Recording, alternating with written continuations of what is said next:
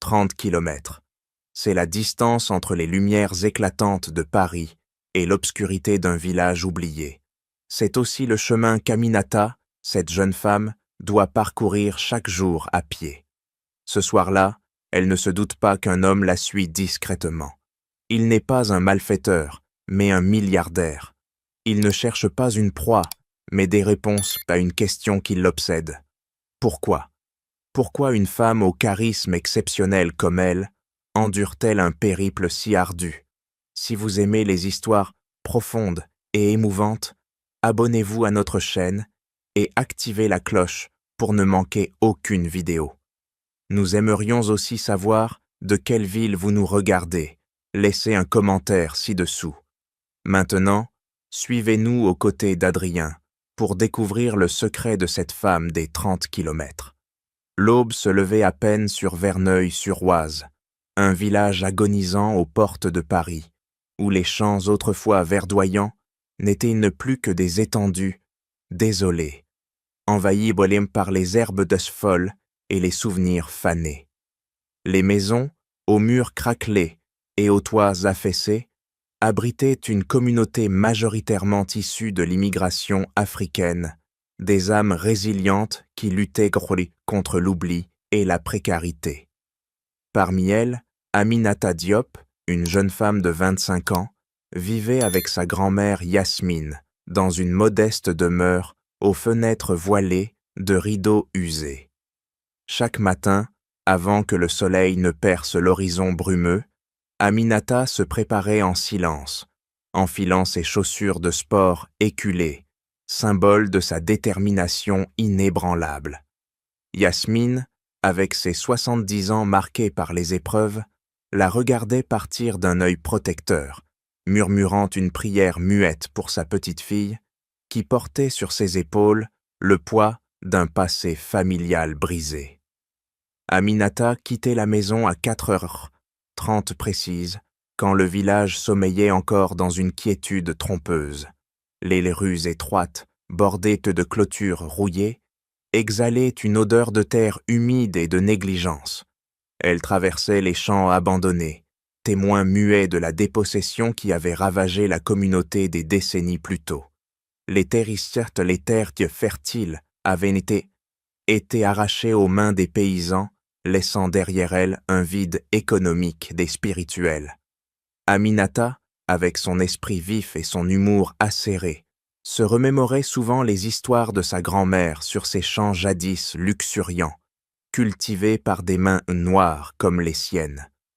Mais aujourd'hui, ces terres étaient stériles, et elle, comme tant d'autres, devait s'exiler quotidiennement vers la capitale pour survivre. Le chemin était long, 30 kilomètres de poussière et d'asphalte, un périple qui la menait des sentiers boueux du village aux routes nationales bruissantes de camions indifférents. Aminata marchait d'un pas régulier, son sac à dos léger contenant seulement l'essentiel, un sandwich frugal, une bouteille d'eau et ses rêves enfouis. Elle passait par des villages voisins où les regards des habitants blancs la suivaient parfois avec suspicion, comme si sa peau ébène était une marque d'intrusion.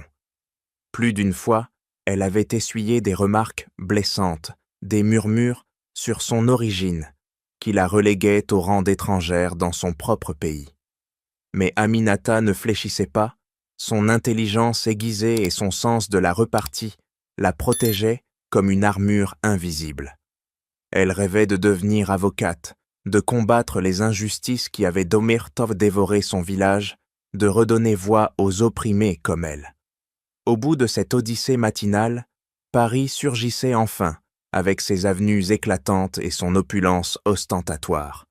Aminata atteignait la gare RER, épuisée mais résolue, pour embarquer dans un train bondé où, encore une fois, elle sentait les regards peser sur elle. Des passagers blancs s'écartaient subtilement, comme si sa présence était une gêne.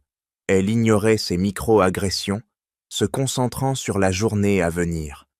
À l'arrivée, elle se dirigeait vers les Champs-Élysées, où trônait la boutique phare du groupe Valmont, un temple du luxe où les vitrines scintillaient de bijoux et de soieries inaccessibles. Aminata enfilait son uniforme impeccable, un masque de professionnalisme qui cachait ses fatigues, et entamait son service parmi les clients fortunés. La boutique était un monde à part, un écrin de velours et de lumière tamisée où l'argent coulait à flot. Les clientes, souvent des femmes de blanches élégantes drapées dans des fourrures, parcouraient dans les allées avec une assurance dédaigneuse. Aminata, avec son sourire poli et son expertise discrète, les assistait, pliant des écharpes de soie ou présentant des colliers étincelants. Mais derrière cette façade, elle subissait les affres du racisme quotidien. Des clientes la toisaient, demandant à être servies par quelqu'un d'autre, insinuant que sa peau foncée la rendait inapte à toucher leurs précieuses acquisitions. Un jour, une collègue novice, une jeune blanche, timide, avait renversé accidentellement un foulard sur un client irascible, un certain Monsieur Dubois, un bourgeois ventru aux manières impérieuses. Dubois avait explosé de rage, accusant la jeune fille de maladresse et exigeant des excuses immédiates. Aminata, qui rangeait des articles non loin, avait observé la scène avec une bouffée de colère contenue. Elle s'était approchée, intervenant avec une assurance calme mais terre-ferme, suggérant de vérifier les caméras de surveillance pour éclaircir l'incident. Dubois, surpris par son intervention, avait pivoté vers elle, son visage rougissant de fureur. « Et vous, qui êtes-vous pour vous mêler de ça? Une petite bonne danoire qui se prend pour une experte » avait-il craché, sa voix résonnant dans la boutique silencieuse. Les mots avaient été claqués comme un fouet, frappant Aminata en plein cœur. Autour d'eux, les clients s'étaient dînés figés, certains avec un malaise palpable, d'autres avec une curiosité malsaine. Aminata avait senti une vague de rage monter en elle, ses poings se serrant imperceptiblement.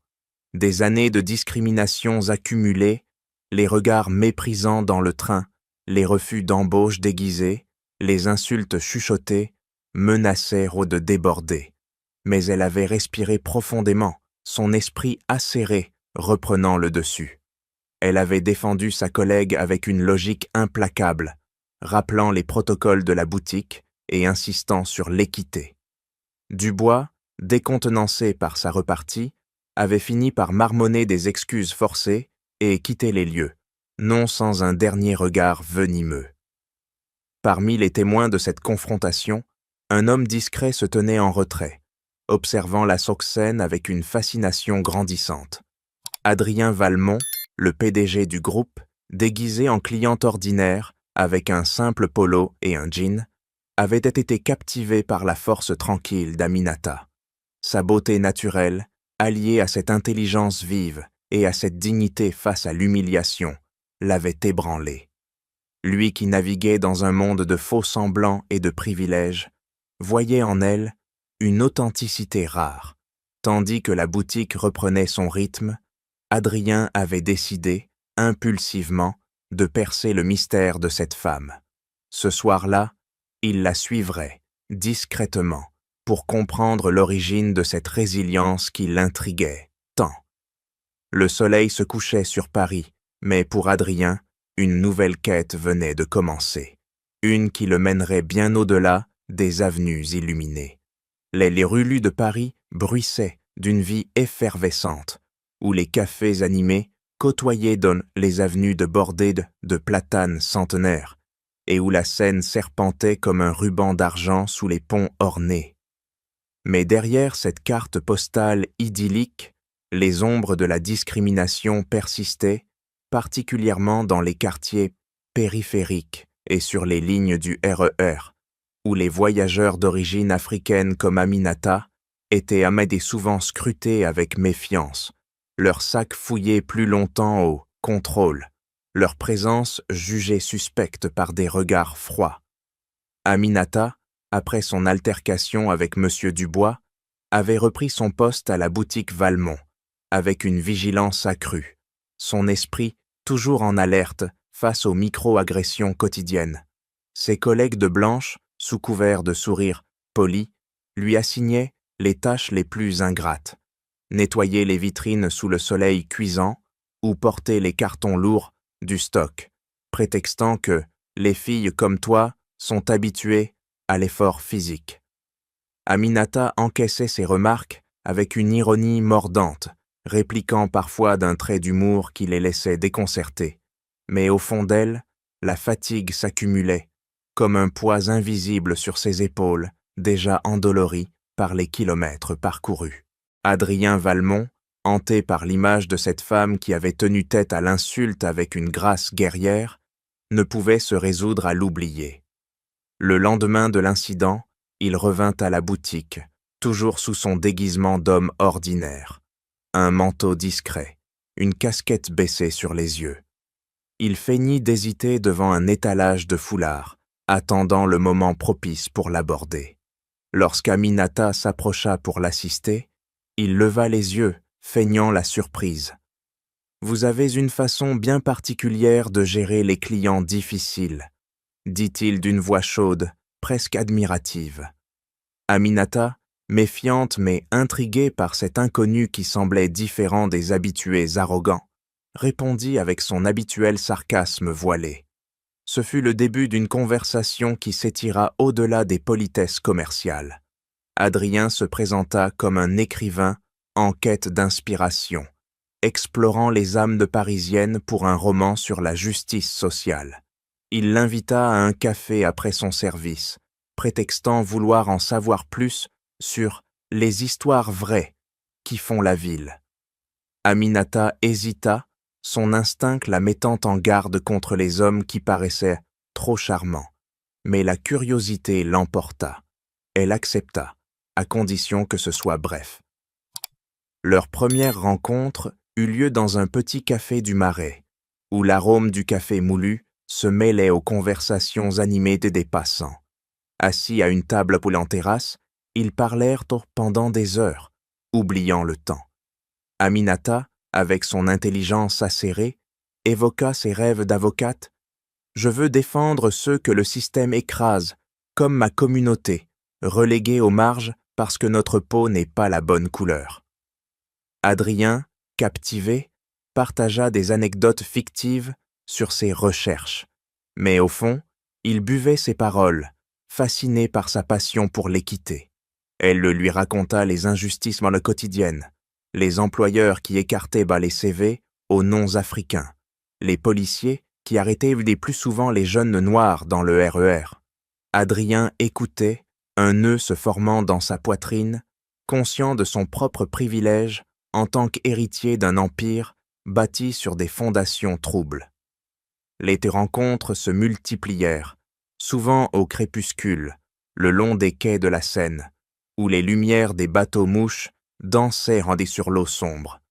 Aminata s'ouvrait peu à peu, révélant des bribes de son quotidien, les regards méprisants dans le train, où des passagers blancs s'écartaient d'elle comme si elle portait une maladie invisible, ou les commentaires de collègues qui la surnommaient la force africaine pour justifier de lui confier les corvées. Adrien, sous son masque d'écrivain, la questionnait subtilement, apprenant ainsi son parcours épuisant. Mais il la suivait aussi en secret, garé à distance dans une voiture anonyme, observant son retour solitaire vers Verneuil-sur-Oise. Ses filatures le rongeaient de culpabilité, mais elles nous révélaient la profondeur de la fracture sociale. Une femme noire, talentueuse, contrainte à cette marche infinie pendant que lui roulait dans le luxe. Il notait mentalement les contrastes. Paris, ville des lumières pour les uns, labyrinthe d'obstacles pour les autres. Au travail, les tensions raciales s'intensifiaient. Une collègue, jalouse de l'attention que Aminata recevait des clients pour son efficacité, lui lança un jour « Avec ta peau, tu as de la chance d'être ici. Ne te plains pas des tâches comme dures, c'est ce pourquoi vous êtes fait. » Aminata riposta avec une pointe d'humour noir. « Et toi, avec ta pâleur, tu as de la chance que le soleil ne te grille pas comme un toast. » Mais ces échanges laissaient des cicatrices, renforçant sa détermination à changer les choses par le droit. Le point culminant survint un soir, lors d'une promenade prolongée le long de la Seine. Aminata et Adrien marchaient côte à côte, discutant animément de réformes sociales, quand un groupe d'hommes de blanc ivres les intercepta. L'un d'eux, un colosse aux yeux injectés de sang, s'approcha d'Aminata avec un rictus mauvais. « Hé, la noire, retourne dans ta jungle. Paris n'est pas pour les singes comme toi !» cracha-t-il, ses compagnons riant grassement. Aminata se raidit, son cœur battant la chamade, des souvenirs d'insultes passées affluant comme une marée. Elle tenta de les ignorer, mais l'homme l'attrapa par le bras, la secouant violemment. « Tu te crois chez toi ici, avec ton accent de sauvage ?» Adrien, horrifié, intervint discrètement, se plaçant entre eux sans révéler son identité, prétextant être un passant. Il essaya de raisonner le groupe, mais la situation dégénéra. Des coups de poing volèrent, et Aminata fut projetée au sol, son genou écorché sur le pavé. Adrien parvint à les repousser en appelant la police à voix haute, forçant les agresseurs à fuir.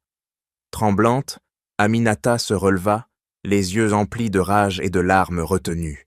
« Pourquoi moi? Toujours à cause de ça ?» murmura-t-elle, touchant sa peau. Adrien, le cœur serré, la raccompagna un bout de chemin, mais elle le scruta avec suspicion. « Qui es-tu vraiment? Pourquoi es-tu toujours là ?» Le doute s'insinua, menaçant leur fragile connexion, tandis que la nuit enveloppait Paris d'un voile sombre, porteur de secrets encore enfouis. Les lumières de Paris scintillaient comme des étoiles captives, illuminant les façades haussmanniennes et les ponts arqués sur la Seine, mais dans les recoins plus sombres des boulevards, les inégalités sociales et raciales se creusaient comme des fissures invisibles. À la boutique Valmont, ce sanctuaire du luxe où les parfums capiteux flottaient dans l'air, Aminata naviguait avec une prudence accrue depuis l'agression au bord du fleuve. Ses déjournées étaient un balai précaire entre service impeccable et endurance face aux préjugés. Les clients, souvent des Parisiens blancs aisés, la traitaient avec une condescendance voilée. « Pouvez-vous me montrer quelque chose de plus raffiné ? Pas ces tissus bas de gamme que vous touchez tout le temps. » lança un jour une femme élégante, insinuante que les mains d'Aminata, par leur couleur même, souillaient les précieuses étoffes. Aminata répondait avec une courtoisie acérée, masquant son amertume, mais ses piqûres quotidiennes l'usaient, renforçant son désir de justice. Elle cachait toujours son périple épuisant de 30 kilomètres, ne révélant à Adrien que des fragments de sa vie, craignant que sa vulnérabilité ne soit exploitée. Adrien, quant à lui, vivait un tourment intérieur grandissant. Ses rencontres avec Aminata étaient devenues des oasis dans son existence de PDG solitaire, où les réunions de stériles et les rapports financiers masquaient un vide profond. Il la rejoignait souvent après son service, marchant à ses côtés dans les rues animées, leurs conversations s'approfondissant comme les eaux de la Seine. Ils débattaient d'art de littérature, de philosophie sociale, et Aminata, avec son esprit vif, le défiait sur des sujets comme l'héritage colonial de la France. Comment un pays qui prône l'égalité peut-il encore reléguer les Noirs aux emplois invisibles, aux périphéries oubliées? Adrien hochait la tête, fasciné, mais chaque mot qu'elle prononçait accentuait sa culpabilité. Il se sentait imposteur, un milliardaire déguisé en homme ordinaire, profitant de sa confiance sans oser avouer sa véritable identité.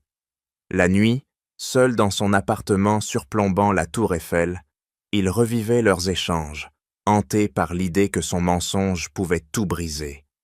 Au travail, les discriminations s'intensifiaient. Le manager, un homme blanc d'une quarantaine d'années, aux manières autoritaires, avait convoqué Aminata pour une évaluation. « Vous êtes compétente, mais pour une promotion, eh bien, notre image de marque exige une certaine harmonie. Les clients s'attendent à un visage plus français traditionnel, avait-il déclaré, évitant son regard. Aminata avait senti une bouffée de rage. Vous voulez dire plus blanc? Avait-elle rétorqué, sa voix tremblante de colère contenue. Le manager avait balbutié une dénégation, mais le message était clair. Sa peau ébène la condamnait à stagner, reléguée aux tâches subalternes, tandis que ses collègues de blanche grimpaient gommés les échelons. Ce soir-là, elle quitta la boutique les poings serrés, déterminée à ne pas laisser ses barrières la briser. Adrien l'attendait non loin, comme à son habitude, et ils se dirigèrent vers un banc au bord de l'eau, où les lumières des péniches dansaient sur les vagues. La conversation débuta comme d'habitude, fluide et intime. Aminata parla de son enfance à Verneuil-sur-Oise, des jeux dans les champs avant que la pauvreté ne les gronge, et de son rêve d'avocate pour combattre les injustices raciales qui empoisonnaient sa communauté. Adrien l'écoutait, le cœur serré, conscient que son propre empire, Valmont, symbolisait précisément ces inégalités. Il ne pouvait plus supporter le poids du secret. Tandis que le soleil couchant teignait le ciel de pourpre, il prit une profonde inspiration. « Aminata, il y a quelque chose que je dois te dire. Je ne suis pas qui tu crois. » Elle le regarda, intriguée, un sourire espiègle aux lèvres. « Quoi, tu n'es pas vraiment écrivain? Un espion, peut-être ?» Mais son ton devint grave. « Je suis Adrien Valmont, le PDG du groupe Valmont. Cette boutique où tu travailles, c'est la mienne. » Le silence qui suivit fut assourdissant, comme si le bruit de la ville s'était éteint d'un coup. Aminata le fixa, ses yeux s'écarquillant d'abord de surprise, puis de douleur pure. « Valmont, tu es le propriétaire ?» murmura-t-elle, sa voix se brisant. Adrien hocha la tête, tentant d'expliquer. Il avait voulu la connaître sans le filtre de son statut, sans que l'argent ne corrompe leur lien. Mais pour Aminata, ce fut une trahison viscérale. Tu m'as suivi, observé comme un sujet d'expérience. Un milliardaire blanc qui joue avec une noire des banlieues pour se distraire, pour tester si je suis authentique malgré ma peau, cria-t-elle, sa voix résonnant sur les quais. Les passants se retournèrent, mais elle n'en avait cure. Des larmes de rage coulèrent sur ses joues, mélange de humiliation et de chagrin. Elle revoyait toutes leurs conversations, ses confidences sur les discriminations, ses rêves brisés par un système qui l'incarnait. Tu as profité de ma confiance, de mes blessures de raciales. Pourquoi? Une aventure exotique? Adrien, blême, tenta de la retenir, ses mains tremblantes. Non, ce n'est pas ça. J'ai été captivé par ta force, ta sincérité. Je n'ai jamais voulu te blesser. Mais Aminata recula, comme si son toucher la brûlait. Blessé, tu m'as fait croire en quelque chose de vrai, pendant que tu te cachais derrière ton privilège blanc. Va-t'en, Adrien, ou devrais-je dire Monsieur Valmont? Elle tourna les talons, s'éloignant d'un pas rapide vers la station de métro, ignorant ses appels désespérés. Le cœur en miettes, elle disparut dans la foule, laissant Adrien seul sur le quai, le vent froid de la Seine fouettant son visage. Il avait tout perdu en un instant, et la nuit parisienne, autrefois complice, semblait maintenant le juger pour son mensonge. Aminata, dans le train bringue-ballant vers Verneuil-sur-Oise, serrait les dents, jurant de ne plus jamais laisser un homme comme lui approcher son âme. Le secret était révélé, mais les cicatrices venaient à peine de s'ouvrir. Les ombres de la nuit enveloppaient Verneuil-sur-Oise comme un linceul, transformant le village en un labyrinthe de souvenirs amers et de silences pesants. Les rues les rues étroites, bordées de clôtures effondrées et de jardins envahis par les ronces, exhalaient une odeur de terre humide et de résignation. Ici, la communauté majoritairement d'origine africaine vivait dans une précarité tenace, marquée par des décennies de marginalisation. Emplois précaires, regards suspicieux des autorités locales blanches, et un sentiment persistant d'être des intrus dans leur propre terre. Aminata rentra chez elle ce soir-là, les pas lourds et le cœur en lambeaux, après la révélation fracassante d'Adrien. Le train RER l'avait déposée à la gare voisine et elle avait parcouru les derniers kilomètres dans un brouillard de rage et de confusion, ignorant les murmures des voisins qui la croisaient, des regards qui la jaugeaient, comme une étrangère malgré ses racines ancrées dans ce sol. Sa grand-mère Yasmine l'attendait sur le seuil de leur modeste maison, une lampe à huile vacillante jetant des ombres dansantes sur son visage ridé, marqué par les épreuves d'une vie entière de lutte. Aminata franchit la porte, claquant son sac contre le mur dans un geste de frustration. « Grand-mère, tu ne devineras jamais ce qui m'est arrivé », lâcha-t-elle d'une voix tremblante, s'effondrant sur une chaise usée. Yasmine, avec sa sagesse tranquille, prépara une tisane chaude, ses mains noueuses de trahissant les années passées à travailler la terre volée. Aminata déversa tout, les rencontres avec Adrien, ses confidences, et enfin la bombe. Il était Adrien Valmont, héritier de l'Empire qui possédait la boutique où elle trimaillait. Valmont? Ce nom, il résonne comme un maléfice, murmura Yasmine, son visage se figeant en une masque de douleur ancienne. Aminata, les yeux rougis, insista. « C'est lui, grand-mère, un milliardaire blanc qui se jouait de moi, une noire des périphéries, pour son amusement. » Mais Yasmine posa sa tasse, ses yeux s'emplissant d'une ombre profonde. « Ma petite, ce nom n'est pas nouveau pour nous. Assieds-toi, il est temps que tu saches toute la vérité. » Yasmine commença son récit, sa voix basse comme un vent chargé de secrets. Il y a 30 ans, Verneuil-sur-Oise était un havre fertile, où les champs bruissaient de récoltes abondantes cultivées par des familles noires immigrées, venues d'Afrique avec des rêves de prospérité. Mais Christophe Valmont, le père d'Adrien, un magnate impitoyable à la tête du groupe, avait jeté son dévolu sur ces terres pour étendre son empire immobilier. Il n'a pas négocié, il a pris, raconta Yasmine, les poings serrés. Usant de manœuvres légales douteuses, pot de vin aux maires locaux, pression sur les fonctionnaires. Il avait exproprié les paysans, prétextant un développement urbain nécessaire. Mais derrière ces mots froids se cachait un racisme viscéral. Christophe méprisait ces Africains qui squattent des terres françaises, comme il l'avait déclaré dans des réunions privées, révélées de plus tard par des fuites. Il avait exploité les stéréotypes raciaux pour diviser la communauté, opposant les habitants blancs aux noirs, les accusant de freiner le progrès avec leurs coutumes primitives. Ton grand-père, Ousmane Diop, avait mené la résistance. Un homme fier, cultivateur et leader communautaire, il avait organisé des manifestations pacifiques, pétitions en main, pour défendre leurs droits. Il criait « La terre est à ceux qui la font vivre », se souvint Yasmine, une larme coulant sur sa joue. Mais Christophe n'avait pas reculé.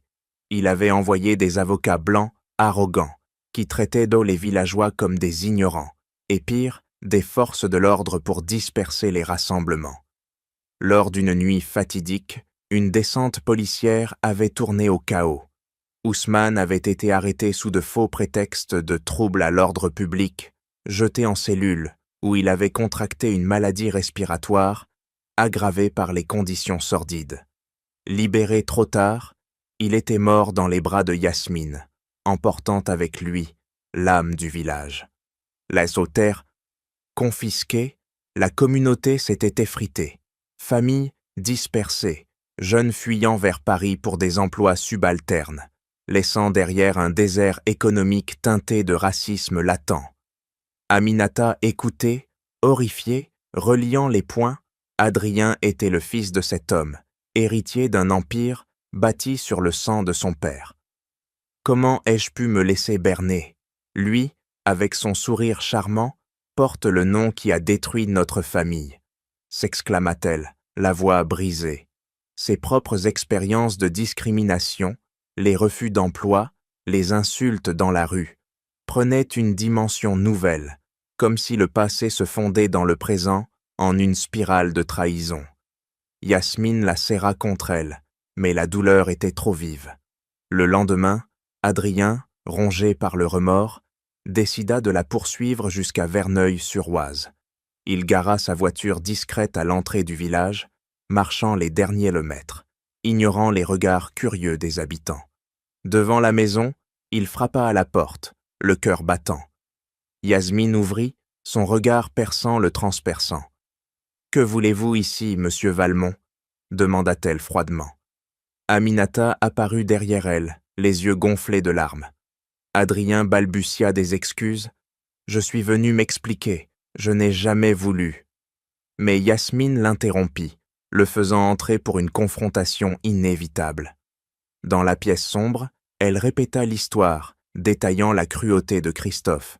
Comment il avait ri des paysans noirs lors d'une audience, comment ses sbires avaient intimidé les familles avec des menaces raciales, comme « Retournez en Afrique si vous n'aimez pas ça ».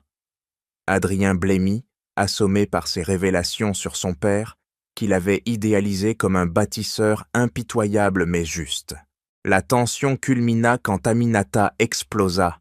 « Ton père a tué le mien, et toi, tu oses venir ici, avec ton héritage taché de notre sang? Un blanc riche qui joue les repentants après m'avoir trompé ?» Adrien, les genoux fléchissants, murmura « Je ne savais pas, je jure. » Mais Aminata, submergée par la rage, le pointa du doigt. « Sors d'ici, tu portes son nom, son sang. Toute ma vie a été marquée par des blancs comme toi qui nous piétinent. » Yasmine, les yeux brillants, hocha la tête en silence. Adrien s'éloigna, effondré, sous un ciel plombé, laissant Aminata s'effondrer en sanglots. Le passé avait ressurgi, ravageant tout sur son passage, et le village semblait plus sombre que jamais. Les tours de verre du quartier d'affaires de la Défense se dressaient comme des sentinelles impitoyables, dominant Paris d'une hauteur glaciale, où les bureaux du groupe Valmont abritaient des secrets enfouis dans des archives poussiéreuses. Adrien y passait des nuits entières, hanté par les révélations de Yasmine, fouillant frénétiquement les dossiers jaunis de son père, Christophe. La pièce, éclairée par une lampe solitaire, était un mausolée de papier, contrats légaux, rapports internes, et notes manuscrites qui dévoilaient une cruauté calculée.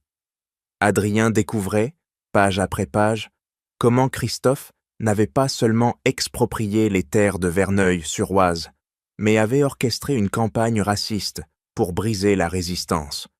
Des mémos internes parlaient de contenir les éléments africains turbulents par des alliances avec des maires blancs, xénophobes, qui avaient multiplié les contrôles policiers ciblés sur les familles noires, les accusant de parasitisme social. Christophe avait même financé des campagnes locales, dépeignant les villageois comme des envahisseurs non assimilés, exploitant les peurs raciales pour justifier les expulsions. Adrien, assis au milieu de ce chaos documentaire, sentait son monde s'effondrer. Son père, qu'il avait vu comme un visionnaire impitoyable, était un monstre qui avait utilisé le racisme comme une arme, piétinant des vides pour agrandir son empire. « Comment ai-je pu être aveugle ?» se murmurait-il, les mains tremblantes, tandis que les lumières de la ville scintillaient au loin, indifférentes à sa tourmente. À Verneuil-sur-Oise, Aminata errait comme une ombre dans le village endormi, refusant de retourner à la boutique Valmont, où chaque rayon lui rappelait maintenant la trahison d'Adrien. Elle passait ses journées recluse, aidant Yasmine aux tâches ménagères, mais son esprit bouillonnait d'un conflit intérieur dévorant. L'amour qu'elle avait ressenti pour Adrien, cet homme qui l'avait écouté, challengé, se heurtait violemment à la haine pour ce qu'il représentait, l'héritier d'un système qui avait volé la vie de son père et marginalisé sa communauté. Les souvenirs de discrimination raciale affluaient. Les employeurs qui écartaient son CV à cause de son nom Diop, les voisins blancs qui murmuraient « Ces Africains prennent d'eau nos emplois » ou les fois où, enfant, elle avait été exclue des jeux parce que trop différente. Maintenant, tout cela convergeait vers Adrien, amplifiant sa douleur. Yasmine tentait de la consoler. « Le passé est une chaîne, ma petite, mais tu peux choisir de la briser. » Mais Aminata luttait, déchirée entre le désir de pardonner l'homme qu'elle avait aimé et la loyauté envers son héritage, envers les Noirs opprimés comme elle. Adrien, désespéré, multipliait les tentatives de contact. Messages laissés sans réponse, appels ignorés. Il errait dans Paris, revisitant les lieux de leur rencontre, les quais de la Seine, les cafés du Marais, où chaque banc vide accentuait son isolement. Son conflit intérieur était un tourbillon, culpabilité pour le legs de son père, amour pour Aminata et une rage naissante contre le système raciste qu'il avait ignoré. Il envisageait de démissionner, de démanteler des pans de l'Empire Valmont, mais ses idées restaient des ombres fugaces. Aminata, de son côté, affrontait l'isolement communautaire. Des amis du village, apprenant son lien avec un Valmont, la regardaient avec suspicion, la qualifiant de traîtresse qui fraternise avec les blancs oppresseurs. Une voisine, une femme noire, aigrie par des années de précarité, lui lança un jour « Tu crois qu'un blanc riche va te sauver? Il nous voit comme des exotiques, pas comme des égales. » Ces mots ravivaient ses doutes, la poussant plus profondément dans une spirale de solitude. La tension culmina lors d'une petite manifestation au cœur du village, organisée par Aminata et quelques de résidents pour protester contre la dégradation continue. Routes défoncées, absence de services publics et un projet municipal qui menaçait d'exproprier d'autres terres pour un développement moderne favorisant les blancs aisés. Une vingtaine de personnes, majoritairement noires, se rassemblèrent sur la place centrale, brandissant des pancartes « Justice pour nos terres volées ». Aminata, au premier rang, haranguait la foule d'une voix puissante, son charisme irradiant malgré la fatigue. « Nous ne sommes pas des ombres, nous avons cultivé cette terre et on nous l'a arrachée au nom d'un progrès raciste », criait-elle, évoquant le fantôme de son père Ousmane. Mais bientôt, une patrouille de police, composée d'agents blancs, arriva, alertée par des appels anonymes, probablement de résidents hostiles. « Dispersez-vous, c'est un rassemblement illégal », aboya le chef, un homme au regard dur, scrutant la foule avec un mépris évident. La situation dégénéra rapidement. Un manifestant protesta, et les policiers chargèrent, matraques levées, ciblant particulièrement les Noirs. Aminata fut poussée au sol, un genou sur son dos, tandis qu'un agent murmurait « Vous, les Noirs, toujours à causer des troubles. Rentrez chez vous en Afrique si vous n'êtes pas contents. » Ces mots, échos du passé, ravivèrent en elle la mort de son père, la faisant hurler de rage. La foule se dispersa dans le chaos, des cris de douleur résonnant. Adrien, ayant appris l'événement par un contact discret, tenta d'intervenir de loin. Il appela des avocats, contacta des médias, mais ses efforts furent vains face à la rapidité de la répression. Depuis Paris, il assista impuissant aux images diffusées sur les réseaux. Aminata menottée, traînée vers un fourgon, son visage marqué par la détermination et la souffrance. Libérée après quelques heures, Aminata rentra chez elle, couverte de bleu, le cœur durci. Un message d'Adrien l'attendait. « Je suis désolée, je veux aider. » Mais elle répondit enfin, d'une voix froide dans un appel. « Aider? Tu es l'héritier de ce racisme. Ton père a commencé ça, et toi, tu perpétues en te cachant. Je ne peux pas pardonner à un blanc qui profite d'un système qui nous broie. » Adrien, effondré, murmura des supplications, mais elle raccrocha, scellant leur séparation. Le village retomba dans le silence, Aminata seule avec ses démons, Adrien avec sa culpabilité. Leur lien, jadis prometteur, semblait irrémédiablement brisé. emportés par les vents amers du passé et du présent. Les salles de réunion du siège de Valmont, perchées au sommet d'une tour de verre à la Défense, exhalaient une atmosphère stérile de pouvoir et d'argent, où les murs tapissés de graphiques financiers masquaient l'amour, les ombres d'un passé trouble. Adrien, les traits creusés par des nuits sans sommeil, avait convoqué un conseil d'administration d'urgence, ses mains tremblant légèrement en disposant les dossiers accablants sur la table d'ovale. Les membres, des hommes et femmes en costumes impeccables, majoritairement blancs et issus de l'élite parisienne, le regardaient avec une méfiance palpable. « Messieurs, dames, nous devons affronter une vérité qui ronge notre entreprise depuis trop longtemps, » déclara Adrien d'une voix ferme, projetant sur l'écran les documents jaunis qu'il avait exhumés. Il exposa sans phare les manigances de Christophe, les expropriations forcées à Verneuil-sur-Oise, les alliances racistes avec des autorités locales pour briser la résistance des communautés noires, les rapports internes évoquant des mesures contre les éléments ethniques indésirables. Un murmure de malaise parcourut la salle. Un administrateur conservateur, un vieil allié de Christophe, s'insurgea. « Adrien, c'est du suicide. Révéler ces scandales raciaux fera chuter nos actions. Pensez aux investisseurs. » D'autres hochèrent à même la tête, craignant un backlash médiatique qui exposerait les fondations pourries de leur empire. Adrien, les yeux flamboyants, riposta. « Précisément, nous ne pouvons bâtir sur du sang. Je propose un plan de réparation, restitution des terres, un fonds de relance et un centre dédié à la justice. » Face à l'opposition farouche, il usa de son autorité de PDG pour imposer un vote forcé, remportant une victoire étroite au prix de regards hostiles. La salle se vida dans un silence tendu, laissant Adrien seul avec sa détermination, conscient que ce n'était que le début d'une bataille. À Verneuil-sur-Oise, l'air vibrait d'une tension palpable, amplifiée par les débats nationaux sur le racisme systémique en France, manifestations contre les violences policières, controverses sur l'héritage colonial.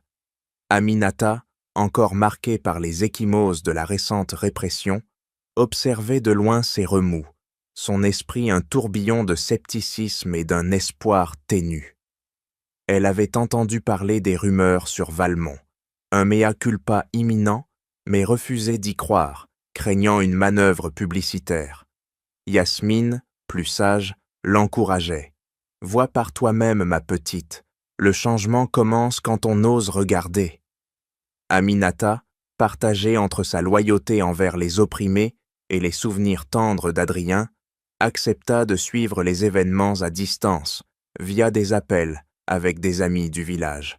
Adrien organisa une assemblée publique sur la place centrale de Verneuil-sur-Oise, un espace autrefois animé par les marchés locaux, aujourd'hui envahi par les herbes de folle et les pancartes délavées réclamant justice. Une foule hétérogène s'y massa, résidents noirs majoritaires, marqués par la précarité, quelques blancs curieux ou hostiles, et des journalistes attirés par le scandale. Aminata se tenait en retrait, dissimulée derrière un arbre, le cœur battant. Adrien monta sur une estrade improvisée, micro en main, son costume élégant contrastant avec la rusticité ambiante. « Je suis Adrien Valmont, fils de Christophe Valmont », commença-t-il d'une voix résonnante, déclenchant des murmures. Il admit publiquement les fautes. « Mon père a volé ses terres en exploitant un racisme abject, divisant la communauté, traitant les Noirs comme des obstacles à éliminer.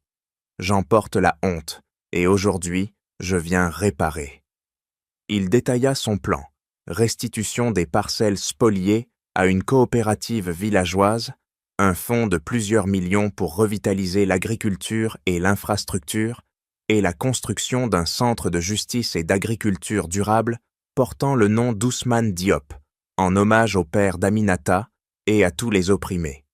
La foule réagit avec un mélange de scepticisme et d'espoir naissant, des applaudissements timides fusant des rangs noirs.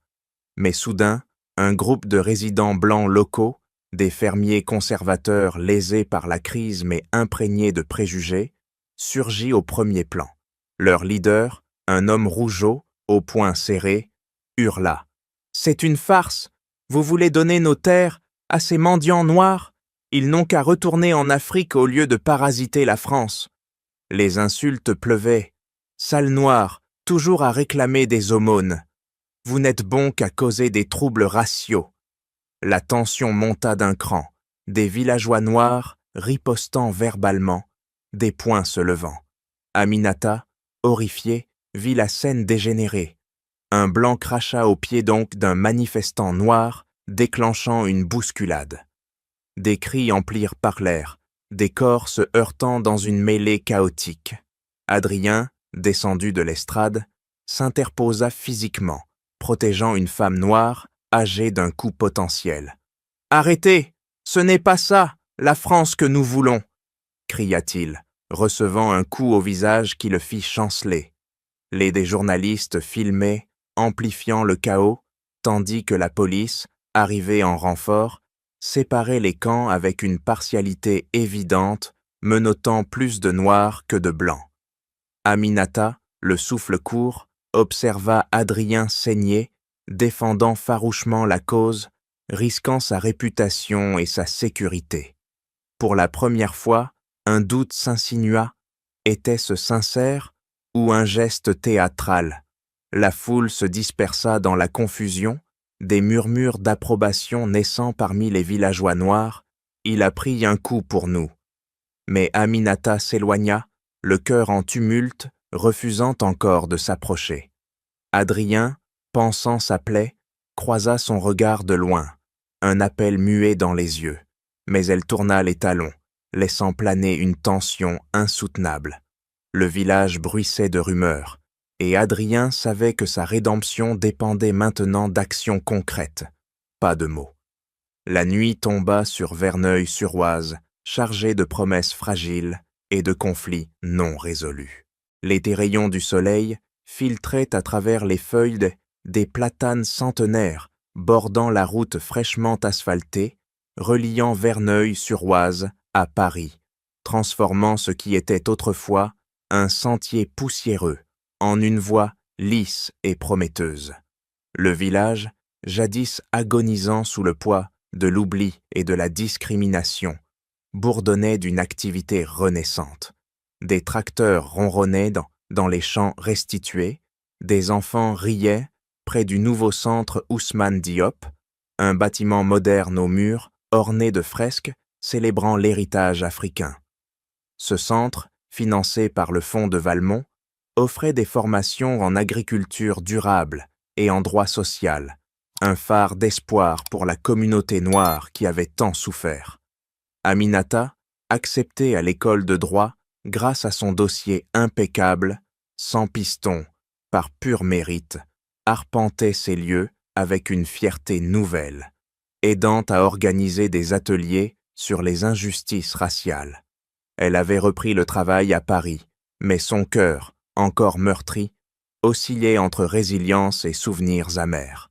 Les discriminations persistaient, des collègues de blancs murmuraient sur ces aides pour les Noirs qui ne méritent pas. Mais elle ripostait avec une assurance grandissante, transformant la douleur en combustible pour son combat. Adrien, de son côté, supervisait les projets avec une humilité inédite, visitant souvent le village sans fanfare, en jeans et chemises simples, pour discuter avec les résidents. Il avait affronté des procès internes au conseil, des administrateurs conservateurs, le qualifiant de traître à sa race pour avoir cédé aux exigences des minorités. Mais il tenait bon, conscient que sa rédemption passait par des actes concrets, pas des discours. Yasmine, observant ces changements, avait pris Aminata à part un soir sous le porche de leur maison maintenant rénovée. « Ma petite, la haine est un poison qui nous consume nous-mêmes. Adrien n'est pas son père. Il choisit un chemin différent, luttant contre le racisme que Christophe incarnait. » Aminata écoutait, le doute s'effritant peu à peu. Elle revoyait les images de l'Assemblée, Adrien saignant pour défendre une villageoise noire, risquant tout pour réparer. Et si le pardon était une force, pas une faiblesse, murmura Yasmine, plantant la graine d'une possible guérison. Les des retrouvailles eurent lieu par un après-midi ensoleillé, près du centre Ousmane Diop. Adrien y était pour une réunion communautaire, Aminata pour animer un atelier. Leurs deux regards se croisèrent dans la cour, un silence chargé d'émotion les enveloppant. Il s'approcha, hésitant. « Je ne suis pas ici pour imposer quoi que ce soit. » Aminata, le cœur battant, accepta une promenade le long de la nouvelle route. Ils parlèrent enfin, sans masque, du passé douloureux, des discriminations qu'elle avait endurées, les refus d'accès à des prêts bancaires pour profils à risque ethnique, les insultes dans les transports, et de l'avenir qu'ils voulaient construire, un monde où le racisme n'aurait plus sa place.